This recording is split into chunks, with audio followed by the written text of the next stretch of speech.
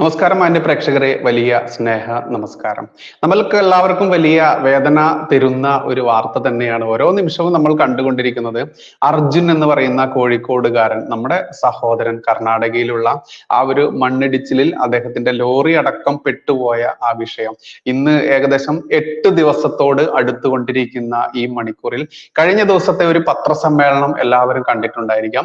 ഈ അർജുന്റെ അമ്മയും അച്ഛനും പിന്നെ ഈ അമ്മയുടെ ചെവിയിൽ ഓതിക്കൊടുക്കാൻ വേണ്ടി, എനിക്ക് തോന്നുന്നു അവരുടെ ബന്ധുവായിരിക്കാം, എന്തായാലും ഓതിക്കൊടുക്കുക, പല കാര്യങ്ങളും ഇങ്ങനെ ഓതിക്കൊടുത്ത് ഈ അമ്മയെ കൊണ്ട് പറയിപ്പിക്കുന്ന ഒരു തീട്ടക്കമ്മിണി, തീട്ടക്കമ്മിണി എന്ന് തെറ്റാണ്, കാട്ടക്കമ്മിണി, അതല്ലെങ്കിൽ അത്ര വൃത്തികെട്ട രീതിയിൽ തന്നെ പറയേണ്ടതുണ്ട്. കാരണം ഭാരത സൈന്യത്തെ അധിക്ഷേപിക്കുക എന്ന് പറഞ്ഞാൽ അതിൽ ക്ഷമിക്കാനൊന്നും അത്രയ്ക്കൊന്നും വലിയ മഹാമനസ്കതയൊന്നും ഒരു ഭാരതീയനും ഉണ്ടായിരിക്കില്ല. കാരണം നമ്മൾക്കറിയാം, നമ്മളൊക്കെ ഇന്നിവിടെ സ്വച്ഛസുന്ദരമായി ജീവിക്കുന്നതും കിടന്നുറങ്ങുന്നതും ജീവിച്ച് മുന്നോട്ട് പോകുന്നതും ഈ പട്ടാളം അതിർത്തി കാത്തത് കൊണ്ട് തന്നെയാണ്.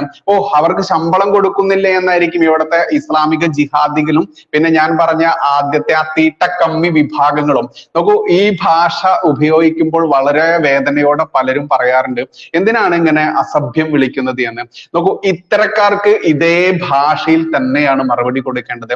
കാരണം സൈന്യത്തിന് ശമ്പളം കൊടുത്തിട്ട് അവിടെ ജോലി ചെയ്യുന്നവരല്ലേ എന്ന് ചോദിക്കുന്ന ഈ തീട്ടക്കമ്മികളെയൊക്കെ അതിർത്തിയിൽ കൊണ്ടു നിർത്തി പാകിസ്ഥാന്റെയും മറ്റു ശത്രു രാജ്യത്തിന്റെയും ഒക്കെ വെടിയുണ്ടകൾക്ക് നെഞ്ചും വിരിച്ച് നിന്നു കൊടുക്കാനുള്ള കട്ടൻസ് അതല്ലെങ്കിൽ ആ ഒരു നട്ടെല്ലുണ്ടോ എന്ന് ആരും ചോദിക്കില്ല. അതില്ല. ഒറ്റുകൊടുത്ത് ശീലിച്ച ആ വർഗത്തിന് അതില്ല എന്നുള്ളത് നമ്മൾക്കറിയാം. വിയർപ്പിന്റെ അസുഖം, അന്യന്റെ വിയർപ്പ് കുടിച്ച് ജീവിക്കുന്ന ഈ വൃത്തികെട്ട ജീവികളെ തീട്ടക്കമ്മികൾ എന്ന് തന്നെയാണ് പറയേണ്ടത്.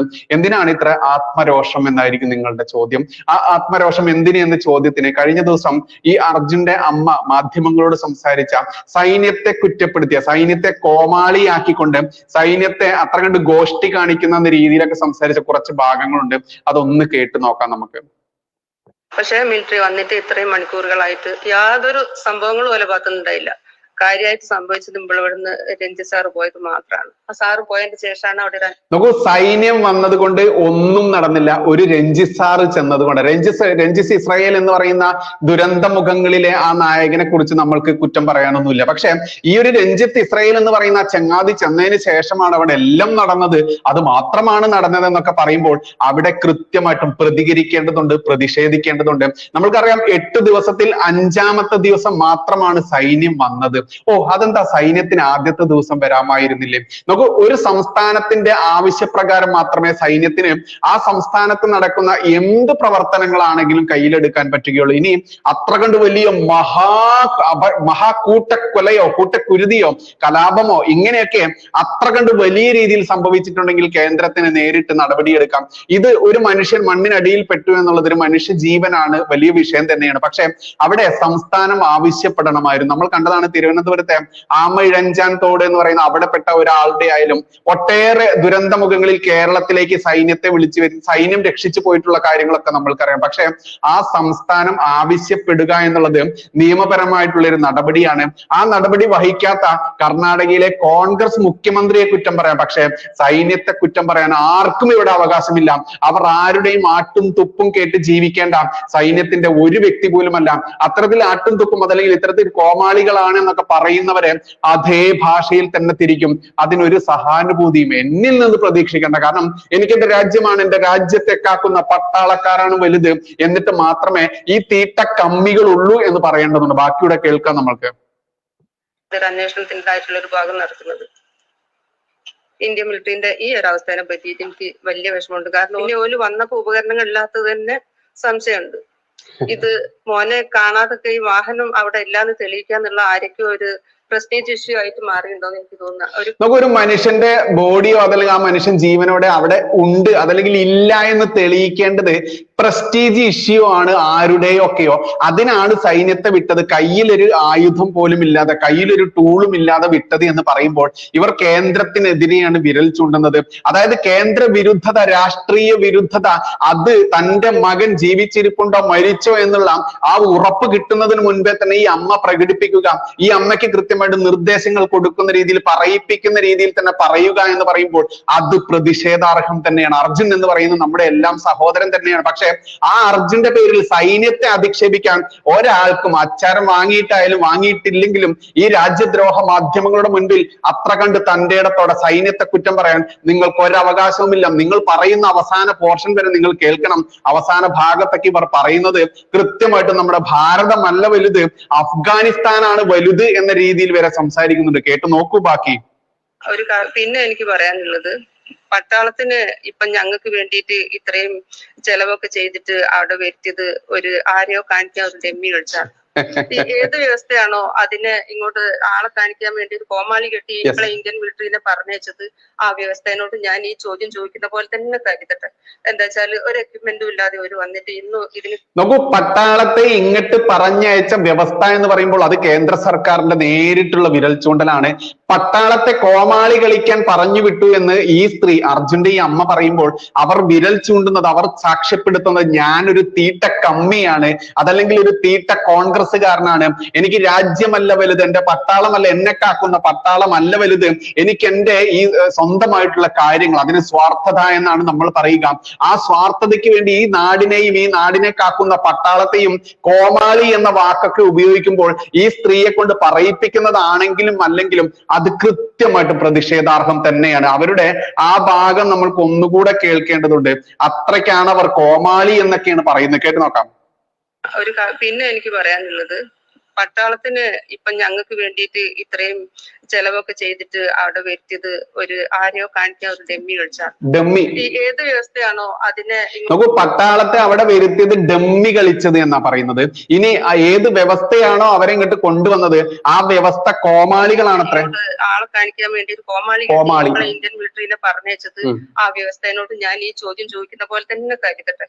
എന്താ വെച്ചാല് ഒരു എക്യുപ്മെന്റും ഇല്ലാതെ ഒരു വന്നിട്ട് ഇന്ന് ഇതിന് കാത്തില്ല. ഇവിടെ കൃത്യമായിട്ടും ഇവരുടെ രാഷ്ട്രീയമാണ് ഇവരുടെ ഈ സംസാരത്തിലൂടെ, ഈ വാക്കുകളിലൂടെ വെളിപ്പെട്ടത്. അത് പ്രതിഷേധാർഹം തന്നെയാണ്. ഇവിടെ സിമ്പതിയുടെ കാര്യം ഉദിക്കുന്നില്ല.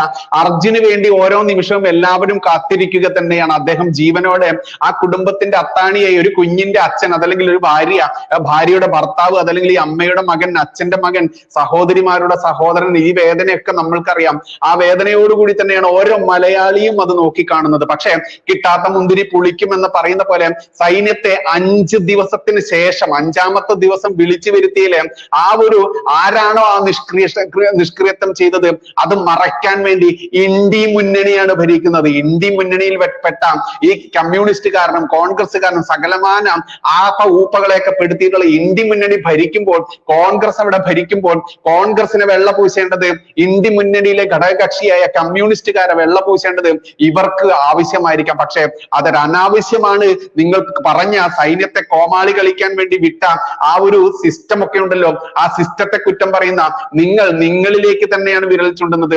ഇവിടെ നാണക്കേട് എന്ന് മാത്രമേ പറയേണ്ടതുള്ളൂ. അർജുന് വേണ്ടി നമ്മളെല്ലാവരും കണ്ണീരൊഴുക്കി കാത്തിരിക്കുമ്പോൾ നമ്മുടെ ഭാരതത്തിന്റെ അഭിമാനമായ പട്ടാളത്തെ കോമാളി വേഷം കെട്ടിച്ചു വിട്ടു എന്നൊക്കെ പറയുമ്പോൾ ഇവരുടെ വാക്കുകൾക്ക് നിയന്ത്രണം ഏർപ്പെടുത്തിയിട്ടില്ല എന്നുണ്ടെങ്കിലും അർജുന് വേണ്ടി നമ്മൾ ഒഴുക്കിയ കണ്ണീര് അത് പ്രതിഷേധാഗ്നിയായി ഇവർക്കെതിരെ തൊടുക്കാനും നമ്മൾക്ക് ബുദ്ധിമുട്ടില്ല. ഓരോ ഭാരതീയനും ഓരോ ഭാരതത്തിന്റെ പട്ടാളക്കാരനെയും അപഹസിച്ചാൽ അത് കേട്ടിരിക്കാൻ തീട്ട കമ്മികൾ ഉണ്ടായിരിക്കാം, തീട്ട കൊങ്ങികൾ ഉണ്ടായിരിക്കാം, പക്ഷെ ഒരു സംഘപുത്രനോ ഒരു ദേശസ്നേഹിയോ ഉണ്ടായിരിക്കില്ല. ഇനിയും പറയുന്നുണ്ട് ഒട്ടേറെ. കേട്ടു നോക്കാം. ഇനിയിപ്പോ നേവിന്റെ ആൾക്കാർ വന്ന് വീണ്ടും തരുമെന്ന് പറയുന്നത്, അപ്പൊ ഇന്നാൾ വന്ന ആൾക്കാരൊക്കെ എന്താ ചെയ്തോ, നേവലിനി അല്ലേനോ? ഇത് ഇവിടെ നോക്കൂ, ഇവർ പറയുന്നത് ആര് തെരഞ്ഞു വന്നാലും അത് സക്സസ് ആയോ ഇല്ലേ എന്നുള്ളത് അവരുടെ മോനെ കിട്ടാത്തതിന്റെ വിഷമം അവർക്കുണ്ടായിരിക്കാം. പക്ഷെ അവിടെ സൈന്യത്തിന്റെ ഏത് വിഭാഗമായാലും, നേവി ആയാലും എയർഫോഴ്സ് ആയാലും ഏതൊരു വിഭാഗമാണെങ്കിലും അവരെ കുറ്റപ്പെടുത്തി സംസാരിക്കുക, അവരെ താഴ്ത്തിക്കെട്ടി സംസാരിക്കുക, അതിനെ അഫ്ഗാൻ എന്ന് പറയുന്ന ഇസ്ലാമിക ഭീകര രാജ്യത്തെ പോലും കമ്പയർ ചെയ്തുകൊണ്ട് സംസാരിക്കുക എന്ന് പറയുമ്പോൾ ഭാരതത്തെ ഇവർ കാണുന്നത് ഏത് രീതിയിലാണ്? ഭാരതത്തിന്റെ ശക്തി ഏത് രീതിയിലാണ് കാണുന്നത്? അവിടെ സംഭവിച്ചിട്ടുള്ള തെറ്റുകുറ്റങ്ങൾക്ക് ആ സംസ്ഥാന സംസ്ഥാന സർക്കാർ മാത്രമാണ് ഉത്തരവാദികൾ. അത് ഭരിക്കുന്ന കോൺഗ്രസ് സർക്കാരാണ്, അത് ഭരിക്കുന്നത് ഇന്ത്യ മുന്നണിക്കാരാണ്. ആ ഇന്ത്യ മുന്നണിയിലുള്ള കമ്മ്യൂണിസ്റ്റുകാർക്കും അതിൽ പങ്കുണ്ട് എന്ന് പറഞ്ഞാൽ കുറ്റപ്പെടുത്താനാവില്ല. അവരെ നിങ്ങൾക്ക് കുറ്റപ്പെടുത്താം. അല്ലാതെ ഭാരതത്തിന്റെ അതിർത്തി കാക്കുന്ന പട്ടാളക്കാർ അവരുടെ സമയത്തിനനുസരിച്ച് ഇവിടെ അത്ര കണ്ട് അവരുടെ ജീവൻ പോലും ത്യജിക്കാൻ തയ്യാറായിക്കൊണ്ട് ഈ മണ്ണിടിഞ്ഞിങ്ങനെ വീണുകൊണ്ടിരിക്കുന്ന സ്ഥലത്ത് ജീവത്യാഗം ചെയ്യാൻ പോലും സന്നദ്ധരായി വന്ന് നിങ്ങളുടെ മകന്റെ ജീവൻ രക്ഷിക്കാൻ വേണ്ടി ശ്രമിച്ചിട്ടുണ്ടെങ്കിൽ നിങ്ങൾ ആരും അവർക്ക് ഇത്ര കണ്ട് കുറ്റപ്പെടുത്തി സംസാരിക്കാൻ നിങ്ങൾക്ക് അവകാശമില്ല. കേൾക്കാൻ ബാക്കി കൂടി. മലയാളത്തിൽ മാത്രം പോരാ, ഇത് ഈ ഓൾ ഇന്ത്യ ശ്രദ്ധയിലേക്ക് വരണം. അപ്പൊ നോക്കൂ, മലയാളത്തിൽ മാത്രം പോരാ ഞാൻ ഈ പറയുന്നത് കേൾപ്പിക്കേണ്ടത്. ഇത് ഓൾ ഇന്ത്യ കേൾക്കണം, ഓൾ വേൾഡ് കേൾക്കണം. എന്താ, ഇവിടെ നരേന്ദ്രമോദിയുടെ കീഴിലുള്ള പട്ടാളം വന്നിട്ട് ഇവിടെ കോമാളി കളിച്ച് പോയി, എന്റെ മോനെ കിട്ടിയില്ല, ഇവിടുത്തെ പട്ടാളത്തിന്റെ നിലയും വിലയും നിങ്ങൾ കണ്ടോ എന്ന രീതിയിൽ ലോകം മുഴുവൻ അറിയണം. അതാണ് ഇവിടുത്തെ രാഷ്ട്രീയം. അതാണ് ഈ അമ്മയുടെ വാക്കിലൂടെ ഈ നാട്ടുകാരെ, ഈ ലോകം മുഴുവൻ കേൾപ്പിക്കാൻ വേണ്ടി ആരൊക്കെ അതിന് പിറകിൽ കളിച്ചിട്ടുണ്ടോ അവർക്കൊന്നും മാപ്പില്ല. സൈന്യത്തെ അപഹസിച്ച, സൈന്യത്തെ പറഞ്ഞയച്ച കോമാളികൾ, സൈന്യം കോമാളിയാണ്, ഗോഷ്ഠി കാണിക്കാൻ വന്നതാണെന്നൊക്കെ പറയുമ്പോൾ ഇവരെ ആരൊക്കെയാണ് ഇവരുടെ പിറകിൽ എന്നത് സംശയത്തിന്റെ കണ്ണോടുകൂടി തന്നെ കാണാൻ പറ്റുകയുള്ളൂ. ഇനിയോ ഇത്ര സെറ്റപ്പ് ഇല്ലാതെ എനിക്ക് പറയുമ്പോ എന്താ അറിയോ, അഫ്ഗാനിലൊക്കെ ജയിക്കും പോലെ തോന്നുക. യെസ്, നോക്കൂ, ഇവർക്ക് തോന്നുന്നത് അഫ്ഗാനിലൊക്കെ ജീവിക്കുന്നത് പോലെയാണ് എന്നാണ്. ഇവർ അഫ്ഗാൻ കണ്ടിട്ടുണ്ടോ? അഫ്ഗാനിലെ ജീവിത രീതി ഇവർക്ക് അറിയാമോ? അഫ്ഗാനിൽ ഇവർ പോയിട്ടുണ്ടോ? അഫ്ഗാനെ കുറിച്ച് ഇത്തിരിയെങ്കിലും വിവരമുള്ള ഈ സ്ത്രീ ഭാരതത്തെയും അഫ്ഗാനെയും തമ്മിൽ ഒരേ ചരടിൽ കൂട്ടിക്കിട്ടുമോ? ആ വാക്ക് ഒന്നുകൂടെ കേൾക്കേണ്ടതാണ് മക്കളെ. കേൾക്കാം. അപ്പൊ ഇത്ര സെറ്റപ്പ് ഇല്ലാതെ എനിക്ക് പറയുമ്പോ എന്താ അറിയോ, അഫ്ഗാനിലൊക്കെ ജയിക്കും പോലെ തോന്നുക. ഇന്ത്യയിലാണോ ഇങ്ങനെ സംഭവിക്കുന്നത്? ഞാൻ ജീവിക്കുന്നത് അഫ്ഗാനിലാണോ എന്ന് തോന്നിപ്പോവുക എന്ന് പറയുന്നത് അത് കൃത്യമായിട്ടും ആരുടെ ഭാഷയാണ് എന്ന് ആരും ഇനി വിവരിച്ചു കൊടുക്കേണ്ടതില്ല. എന്നാലും അർജുൻ ജീവനോടെ തന്നെ തിരിച്ചെത്തണമെന്ന പ്രാർത്ഥനയോടെ തന്നെ കഴിയുന്ന ഓരോ മലയാളിയുടെയും മനസ്സിലേക്ക് ഒരു വലിയ കൂരമ്പായി തറച്ചിട്ടുണ്ട് ഈ സ്ത്രീയുടെ വാക്കുകൾ, ഈ അമ്മയുടെ വാക്കുകൾ. പട്ടാളത്തെയും എന്റെ നാട്ടിലെ ഭാരതത്തിന്റെ പട്ടാളത്തെയും ഭാരതത്തെയും ഇത്ര കണ്ട് കുറ്റപ്പെടുത്തി അഫ്ഗാൻ പോലെ ആയിരിക്കുന്നു എന്റെ നാട് എന്ന് പറയുമ്പോൾ ഈ സ്ത്രീയുടെ സംസാരത്തിന് പിറകിൽ, ചിന്തകൾക്ക് പിറകിൽ അവരുടെ ആസൂത്രിതമായിട്ടുള്ള ആരുടെയെങ്കിലും കറുത്ത കരങ്ങളുണ്ടാവും. അതിനി സുഡാപ്പി പച്ചക്കരങ്ങളുണ്ടാവും, ഇനി അന്തം കമ്മി തീറ്റക്കമ്മികളുടെ ചുവന്ന കരങ്ങളുണ്ടാവും, ഇനി എല്ലാം കൂടെ മിക്സ് ചെയ്ത സങ്കര ഇനം കോൺഗ്രസ്സുകാരുടെ സങ്കര കരങ്ങളുണ്ടോ എന്ന് പോലും ആരെങ്കിലും ചിന്തിച്ചു കഴിഞ്ഞാൽ കുറ്റപ്പെടുത്താനാവില്ല. എന്തായാലും അർജുൻ ജീവനോടെ വരണം എന്ന ആഗ്രഹത്തോടെ നിൽക്കുന്ന ഓരോ മനുഷ്യന്റെയും ഹൃദയം വേദനിപ്പിച്ച, ഹൃദയം കീറി മുറിച്ച, എന്റെ ഭാരതത്തിന്റെ പട്ടാളക്കാരെ കുറ്റം പറഞ്ഞ ഈ അമ്മയുടെ ഈ വാക്കുകൾ ലോകം കാണേണ്ടതുണ്ട്. അഫ്ഗാൻ ആണോ ഇന്ത്യ എന്ന് കമ്പയർ ചെയ്യുന്ന ഇവർ അഫ്ഗാനിൽ ഒരു നിമിഷമെങ്കിലും പോയി ജീവിച്ചിട്ട് വരട്ടെ, ആ ചിന്തകളെങ്കിലും വരട്ടെ, അതല്ലെങ്കിൽ അവിടുത്തെ അവസ്ഥകൾ മനസ്സിലാക്കട്ടെ. എന്നിട്ട് എന്റെ ഭാരതത്തെ കുറ്റപ്പെടുത്താൻ, എന്റെ പെറ്റനാടിനെ കുറ്റപ്പെടുത്താൻ അവരുടെ നാക്കിനിയും പൊങ്ങുമ്പോൾ 3 വട്ടം ചിന്തിക്കട്ടെ എന്റെ നാടിന്റെ മേന്മ എന്ത് എന്നുള്ളത്.